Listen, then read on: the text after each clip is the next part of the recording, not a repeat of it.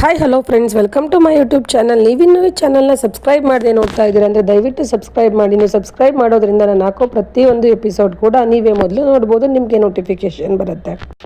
Okay, ತಡ ಮಾಡ್ದೇನೆ ಪ್ರೇಮ ಕಾವ್ಯ ಬುಧವಾರದ ಸಂಚಿಕೆಯಲ್ಲಿ ಏನಾಗ್ತಾ ಇದೆ ಅಂತ ನೋಡ್ಕೊಂಬಂದ್ಬಿಡೋಣ. ಇವತ್ತಿನ ಈ ಸಂಚಿಕೆಯಲ್ಲಿ ಕಿಟ್ಟಿ ಬಂದು ಅವ್ರ ಅಕ್ಕನ್ನ ಕರೀತಾ ಇದ್ದಾನೆ, ಮಹೇಶ್ವರಿ ಅವ್ರನ್ನ. ಅಕ್ಕ, ಸ್ನೇಹ ಮನೆಯವ್ರು ಬಂದರು, ಅವ್ರ ಅಪ್ಪನೂ ಅವ್ರೂ, ಬಾ ಅಕ್ಕ ಬೇಗ, ಅವ್ರನ್ನ ಇನ್ವೈಟ್ ಮಾಡೋಕ್ಕೆ ಯಾರೂ ಇಲ್ಲ ಅಂತ ಕರೀತಾನೆ. ಅದಕ್ಕೆ ಇಲ್ಲಿ ಮಹೇಶ್ವರಿ, ಇದೇನು ರಾಮ್ ನೋಡಿದ್ರೆ ನಿನ್ನ ಸ್ನೇಹ ಜೊತೆ ಮಾತಾಡ್ತಾ ಇದ್ದೀನಿ, ಅವ್ರು ಇನ್ನೂ ರೆಡಿಯಾಗಿ ಬರಬೇಕು ಅಂತ ಹೇಳ್ತಾ ಇದ್ದ, ಏನಿದು, ಸರಿ ಸರಿ ಅದೆಲ್ಲ ಇರಲಿ ಅಂತ ಹೇಳಿ ಆಚೆ ಹೋಗಿ ಸ್ನೇಹನ ಮತ್ತು ಅವ್ರ ಅಪ್ಪನ ಕರ್ಕೊಂಬಂದು, ಬಿಗ್ರೆ ಬನ್ನಿ ಕುತ್ಕೊಳ್ಳಿ ಅಂತ ಸೋಫಾ ಮೇಲೆ ಕೂರಿಸ್ಬಿಟ್ಟು ಸ್ನೇಹನೂ ಕೂರಿಸ್ಬಿಟ್ಟು, ರಾಮ್ ಬಾಯಿಲಿ ಬೇಗ ಸ್ನೇಹ ಅವ್ರು ಬಂದರು ಅಂತ ರಾಮ್ನೂ ಕೂಡ, ರಾಮ್ ನೀನು ಸ್ನೇಹ ಪಕ್ಕನೇ ಕುತ್ಕೊಬೇಕು ಅಂತ ಹೇಳಿ ಸ್ನೇಹ ಪಕ್ಕನೇ ಕೂರಿಸ್ತಾಳೆ. ಕುತ್ಕೊಂಡ್ಮೇಲೆ ಸ್ನೇಹ ಹೇಳ್ತಾ ಇದ್ದಾಳೆ, ರಾಮ್ ನೀನು ಈ ಶರ್ಟಲ್ಲಿ ತುಂಬ ಚೆನ್ನಾಗಿ ಕಾಣಿಸ್ತಿದ್ಯಾ ಅಂತ. ಅದಕ್ಕೆ ಥ್ಯಾಂಕ್ ಯು ಅಂತಾನೆ. ಆಮೇಲೆ ಅವಳು ಕೇಳ್ತಿದ್ದಾಳೆ, ನಾನೇ ಕಾಣಿಸ್ತಾ ಇದ್ದೀನಿ ಡ್ರೆಸ್ಸಲ್ಲಿ ಅಂತ ಕೇಳ್ತಾಳೆ. ಅದಕ್ಕೆ ರಾಮು, ನೀವು ಕೂಡ ತುಂಬ ಚೆನ್ನಾಗಿ ಕಾಣಿಸ್ತಾ ಇದ್ದೀರಾ, ನಿಮ್ಮ ಸೆಲೆಕ್ಷನ್ ಆಲ್ವೇಸ್ ಬೆಸ್ಟ್ ಅಂತ ಹೇಳ್ತಾನೆ. ಅದಕ್ಕೆ ಅವಳು, ಓಹೋ ರಾಮುಗೆ ನನ್ನ ಮೇಲೆ ಪ್ರೀತಿ ಆಗ್ತಾ ಇದೆ, ಇಷ್ಟು ದಿನ ಇರಲಿಲ್ಲ, ಈಗ ಪ್ರೀತಿ ಆಗ್ತಾ ಇದೆ ಅಂತ ಮನಸ್ಸಲ್ಲೇ ಅಂದ್ಕೊಳ್ತಾ ಇದ್ದಾಳೆ. ಇಲ್ಲಿ ಪುರೋಹಿತರು ಎಲ್ಲ ಕ್ಯಾಲ್ಕುಲೇಟ್ ಮಾಡಿ ಹೇಳ್ತಾ ಇದ್ದಾರೆ, ಇನ್ನು 3 ತಿಂಗಳಿಗೆ ಒಂದು ಒಳ್ಳೆ ಮುಹೂರ್ತ ಇದೆ ನೋಡಿ, ಆರಾಮಾಗಿ ಚೆನ್ನಾಗಿ ಮಾಡ್ಕೊಂಬರ್ಬೋದು ಅಂತ ಹೇಳ್ತಾರೆ. ಅದಕ್ಕೆ ಮಹೇಶ್ವರಿ, ಅಯ್ಯೋ 3 ತಿಂಗಳ, ಅದು ತುಂಬ ಲೇಟ್ ಆಗಿಬಿಡುತ್ತೆ ಪುರೋಹಿತರು, ಇನ್ನೂ ಬೇಗದಲ್ಲಿದ್ದರೆ ಹತ್ರದಲ್ಲಿದ್ದರೆ ನೋಡಿ ಮುಹೂರ್ತ ಅಂತ ಹೇಳ್ತಾರೆ. ಅದಕ್ಕೆ ಅವ್ರ ಗಂಡ ಶ್ರೀಧರ್ ಬೈತಾ ಇದ್ದಾರೆ, ಮಹೇಶ್ವರಿ ನಿನಗೇನಾದರೂ ತಲೆಗಿಲೆ ಕೆಟ್ಟಿದ್ಯಾ, ಇನ್ನು 3 ತಿಂಗಳಲ್ಲಿ ಮದುವೆ ತಯಾರಿ ಎಲ್ಲ ಮಾಡೋಕ್ಕಾಗತ್ತಾ, ನಿನಗೆ ಅಷ್ಟು ಬುದ್ಧಿ ಇಲ್ವಾ ಅಂತ ಹೇಳ್ತಾರೆ. ಅದಕ್ಕೆ ಮಹೇಶ್ವರಿ ಹೇಳ್ತಾ ಇದ್ದಾಳೆ, ಅದೆಲ್ಲ ನಿನಗೆ ಗೊತ್ತಾಗಲ್ಲ, ಸುಮ್ಮನೆ ಎಲ್ಲ ನಾನು ಮುಂದೆ ನಿಂತು ಎಲ್ಲ ನಾನು ರೆಡಿ ಮಾಡ್ತೀನಿ, ನಿನಗೇನು ತಲೆ ಕೆಡಿಸ್ಕೊಂಬೇಡ ಅಂತ ಹೇಳ್ತಾಳೆ. ಸರಿ ಅಂತ ಪುರೋಹಿತರು, ಹಂಗಂದ್ರೆ ಇನ್ನೊಂದು ವಾರದಲ್ಲೇ ಒಂದು ಮುಹೂರ್ತ ಇದೆ, ಅದು ಓಕೆನಾ ಅಂತ ಹೇಳ್ತಾರೆ. ಅದಕ್ಕೆ ಮಹೇಶ್ವರಿ, ಅಯ್ಯೋ ಪುರೋಹಿತ್ರ, ಅದು ತುಂಬ ಲೇಟ್ ಆಯಿತು, ಇನ್ನೂ ಹತ್ರದಲ್ಲಿ ಇವತ್ತು ನಾಳೆ ನಾಡಿದ್ದು ಈ ಥರ ಮುಹೂರ್ತ ಇದ್ದರೆ ಹೇಳಿ ಅಂತ ಹೇಳ್ತಾರೆ. ಅದಕ್ಕೆ ಪುರೋಹಿತರು, ಹಂಗಾದ್ರೆ ನಾಳೆನೇ ಒಳ್ಳೆ ಮುಹೂರ್ತ ಇದೆ, ನಾಳೆ ಯಾವ್ದಾರ ದೇವಸ್ಥಾನದಲ್ಲಿ ಹೋಗಿ ತಾಲಿ ಕಟ್ಕೊಂಬರ್ತೀನಿ ಅಂದರೆ ಒಳ್ಳೆ ಮುಹೂರ್ತ, ಹೋಗಿ ಮಾಡ್ಕೊಂಬರ್ಬೋದು ಅಂತ ಹೇಳ್ತಾರೆ. ಅದನ್ನು ಕೇಳಿದಂಥ ಮಹೇಶ್ವರಿಗೆ ಫುಲ್ಲು ಖುಷಿಯಾಗಿ ಹೋಗುತ್ತೆ. ಹಾಗೆ ಸ್ನೇಹ ಅಪ್ಪನಿಗೂ ಕೂಡ ಖುಷಿ ಆಗ್ಬಿಟ್ಟು, ಏನಮ್ಮ ಸ್ನೇಹ ನಿನ್ಗೆ ಓಕೆನಾ, ಸರಿ ನಾನು ನನ್ನ ಮಗಳು ಮದುವೆನ ಜೋರಾಗಿ ಮಾಡಬೇಕು ಅಂದ್ಕೊಂಡಿದ್ದೆ, ಆದರೆ ನಾಳೆನೇ ಅಂತಂದರೆ ಏನಿಲ್ಲ, ಎಲ್ಲ ಒಳ್ಳೆಯದೇ ಆಗುತ್ತೆ, ನಾಳೆನೇ ಮಾಡಿಬಿಡೋಣ. ಹಾಗೆ ಇದು ನಮ್ಮ ಒಳ್ಳೇದಕ್ಕೋಸ್ಕರ, ರಾಮ್ ಒಳ್ಳೇದಕ್ಕೋಸ್ಕರ ನಾಳೆನೇ, ಯಾಕಂದರೆ ಅವ್ನ ಮನಸ್ಸಲ್ಲಿರೋ ನೋವು ಬೇಗ ಕಮ್ಮಿ ಆಗುತ್ತೆ.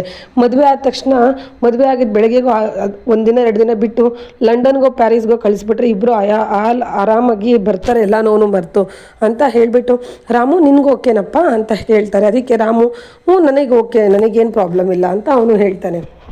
ಇಲ್ಲಿ ಕಾವ್ಯ ಮತ್ತು ಮಹಾದೇವ ಇಬ್ಬರು ಅನ್ಕೊತಾ ಇದ್ದಾರೆ, ಓಹೋ ಮೀನು ಗಾಳಕ್ಕೆ ಬಂದು ಸಿಗಾಕೋತಾ ಇದೆ ಕಾವ್ಯ ನೋಡಮ್ಮಿ ಅಂತ ಮಹಾದೇವ ಹೇಳ್ತಾ ಇದ್ದಾನೆ.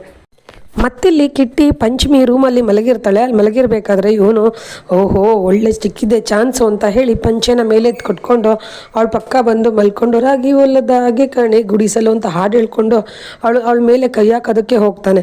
ಅಷ್ಟರಲ್ಲಿ ಅವಳಿಗೆ ಎಚ್ಚರಾಗ್ಬಿಟ್ಟು, ಹೋಗ್ತಾ ಇರು ನೀನು ಆಚೆ ಅಂತ ಮೂಗ್ ಭಾಷೆನಲ್ಲಿ ಹೇಳ್ತಾಳೆ. ಅವನು, ಅಯ್ಯೋ ಅದು ಪಂಚಮಿ, ನೀನು ಯಾಕೆ ಹಿಂಗೆ ಆಡ್ತಾ ಇದೆಯಾ, ನಾನು ನಿನ್ನ ಗಂಡ ಕಣೆ ಅಂತ ಹೇಳ್ತಾನೆ. ಅದಕ್ಕೆ ಪಂಚಮಿ, ಎಂಥದಿಲ್ಲ ಹೋಗ್ತಾ ಇರು ಅಂತ ಆ್ಯಕ್ಷನ್ ಮಾಡಿ ತೋರಿಸ್ತಾಳೆ. ಅದಕ್ಕೆ ಅವನು ಹೇಳ್ತಾ ಇದ್ದಾನೆ, ನಾನು ಅದು ನಿನ್ನ ಬೇಕು ಅಂತ ಮುಟ್ಟಕ್ಕೆ ಬಂದಿಲ್ಲ, ಯಾಕೆ ಪಂಚಮಿ ಇನ್ನೂ 5 ಗಂಟೆ ಇಷ್ಟು ಬೇಗ ಮಲಗಿಬಿಟ್ಟಿದ್ದಳಲ್ಲ, ಏನು ಹುಷಾರಿಲ್ವಾ ಅಂತ ನೋಡೋಕ್ಕೆ ನೀನು ಹಣೆ ಮುಟ್ಟಕ್ಕೆ ಬಂದಿದ್ದು ಅಂತ ಹೇಳ್ತಾನೆ. ಆದರೂ ಕೂಡ ಅವಳು ಕಿರ್ಚ್ಕೊಂತಾಳ, ಹೋಗು ಅಂತ ಹೇಳಿ ಅವನು ಅಲ್ಲಿಂದ ಹೊರಡ್ತಾನೆ. ಇಲ್ಲಿ ಪಂಚಮಿ ಅಳ್ತಿರ್ತಾಳೆ. ಅಲ್ಲಿಗೆ ಕಾವ್ಯ ಬಂದು ಹೇಳ್ತಾ ಇದ್ದಾಳೆ, ಅದು ಹಿಂಗೆ ನೀನು ಬೇಡ ಅಂತ ಹೇಳಿದ್ರು ಅವನು ಒಂದು ಹೆಣ್ಣನ್ನು ಮುಟ್ಬಿಡ್ತಾನೆ, ನಾನು ಅವನನ್ನು ವಿಚಾರಿಸ್ಕೊತೀನಿ, ನೀನು ತಲೆ ಕೆಡಿಸ್ಕೊಬೇಡ ಅಂತ ಹೇಳಿ ಹೋಗ್ತಿರ್ತಾಳೆ.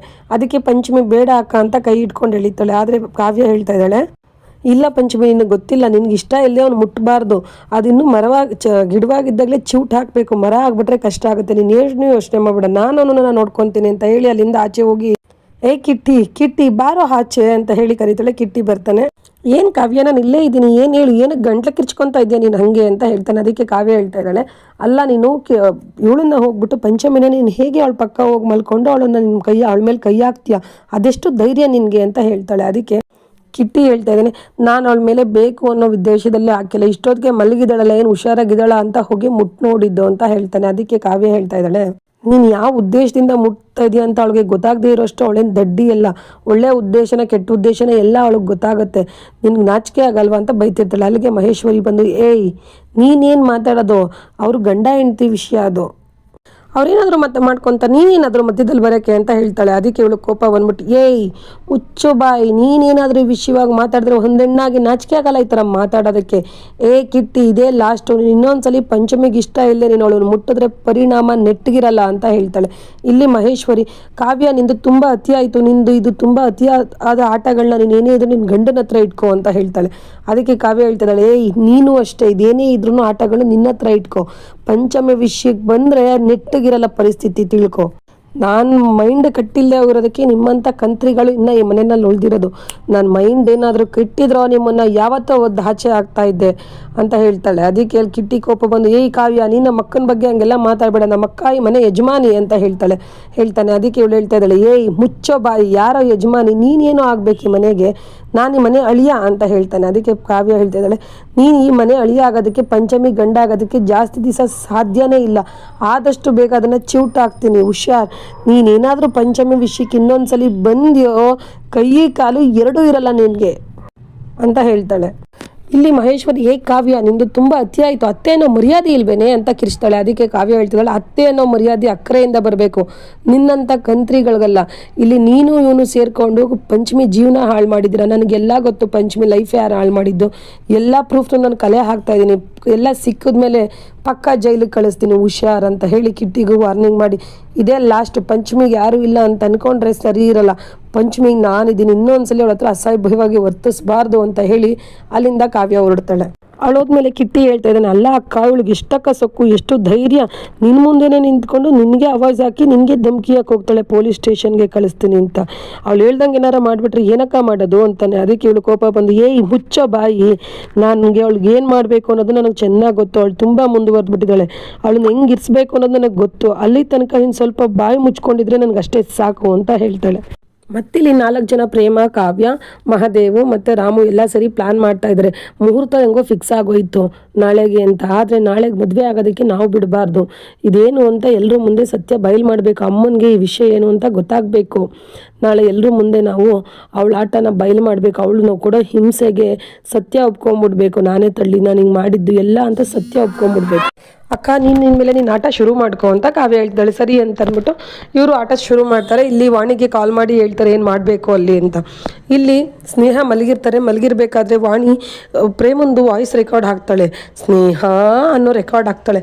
ಅದನ್ನು ಕೇಳಿ ಸಡನ್ನಾಗಿ ಕೂತ್ಕೊಂಡ್ಬಿಡ್ತಾಳೆ ಸ್ನೇಹ. ಏನಾಯಿತು ಅಮ್ಮ, ಅಮ್ಮ, ಪ್ರೇಮ ಪ್ರೇಮ ಅಂತ. ಅಲ್ಲಿ ಕನ್ನಡಿ ಮೇಲೆ ಅಷ್ಟಲ್ಲ, ಅವಳು ಎದುಳೋ ಅಷ್ಟರಲ್ಲಿ ಆಲ್ರೆಡಿ ವಾಣಿ ಲಿಪ್ಸ್ಟಿಕ್ ತೊಗೊಂಡು ಮಿರರ್ ಮೇಲೆ ಬರೆದ್ಬಿಟ್ಟಿರ್ತಾಳೆ, ನೀನು ರಾಮನ ಮದುವೆ ಆದರೆ ನಾನು ನಿನ್ನನ್ನು ಕೊಲ್ತೀನಿ ಅಂತ ಪ್ರೇಮ ಹೇಳ್ಕೊಟ್ಟಿರ್ತಾಳೆ, ಅದನ್ನು ಬರೆದ್ಬಿಟ್ಟಿರ್ತಾಳೆ. ಅವಳು ಎದ್ದು ನೋಡ್ಬಿಟ್ಟು ಸ್ನೇಹ ಕನ್ನಡಿ ನೋಡ್ಬಿಟ್ಟು ಕಿರ್ಚ್ಕೊಂಡ್ಬಿಡ್ತಾಳೆ, ಡ್ಯಾಡಿ ಡ್ಯಾಡಿ, ವಾಣಿ ವಾಣಿ ಅಂತ. ವಾಣಿ ಬಂದು ಯಾಕಕ್ಕ ಏನಾಯಿತು ಅಂತ ಹೇಳ್ತಾಳೆ. ಅದಕ್ಕೆ ಅವಳು ಹೇಳ್ತಾ ಇದ್ದಾಳೆ, ಅದು ನಾನು ಮಲಗಿದ್ನ, ರಾತ್ರಿ ನಿದ್ದೆ ಸರಿಗೆ ಬಂದಿಲ್ಲ ಅಂತ ಬೆಳಗಿನ ಜಾವ ಮಲಗಿರ್ಬೇಕಾದ್ರೆ ಆ ಪ್ರೇಮ ವಾಯ್ಸ್ ಕೇಳ್ತು ಅಂತ ಎದ್ದರೆ ಆ ಮಿರರ್ ಮೇಲೆ ನಾನು ರಾಮನ ಮದುವೆ ಆದರೆ ನಿನ್ನನ್ನು ಕೊಲ್ತೀನಿ ಅಂತ ಬರೆದಿದೆ ನೋಡಲ್ಲಿ ಅಂತ ಹೇಳ್ತಾಳೆ. ಅಲ್ಲಿ ವಾಣಿ ನೋಡ್ತಾಳೆ, ನೋಡ್ಬಿಟ್ಟು ಅಕ್ಕ ಅಲ್ಲೇನು ಬರ್ದಿಲ್ಲ ಅಕ್ಕ, ನಿಮಗೆ ಭ್ರಮೆ ಅದು, ಅಲ್ಲೇನು ಬರ್ದಿಲ್ಲ ಅಂತ ಹೇಳ್ತಾಳೆ. ಅದಕ್ಕೆ ಇವಳು ಹೇಳ್ತಾ ಇದ್ದಾಳೆ, ಸ್ನೇಹ ಅಂದರೆ ನೀನು ನನ್ನ ಹುಚ್ಚಿ ಅಂತ ಹೇಳ್ತಾ ಇದೆಯಾ, ನಾನು ಹುಚ್ಚಿ ಅಲ್ಲ ಅಂತ ಹೇಳ್ತಾಳೆ. ಅದಕ್ಕೆ ವಾಣಿ ಹೇಳ್ತಾ ಇದ್ದಾಳೆ, ಇಲ್ಲ ಅಕ್ಕ, ರಾತ್ರಿ ನೀವು ಸರಿಯಾಗಿ ನಿದ್ದೆ ಮಾಡಿಲ್ವಲ್ಲ, ಅದಕ್ಕೆ ಹಂಗೆ ಅನ್ನಿಸ್ತಾ ಇದೆ, ಹೋಗಿ ಮುಖ ತೊಳ್ಕೊಂಬನ್ನಿ ಅಂತ ಹೇಳಿ ಮುಖ ತೊಳೆಯೋಕೆ ಕಳಿಸ್ಬಿಟ್ಟು ಇಲ್ಲಿ ಪ್ರೇಮಂಗೂ ಕಾವ್ಯಂಗೂ ಕಾಲ್ ಮಾಡ್ತಾಳೆ.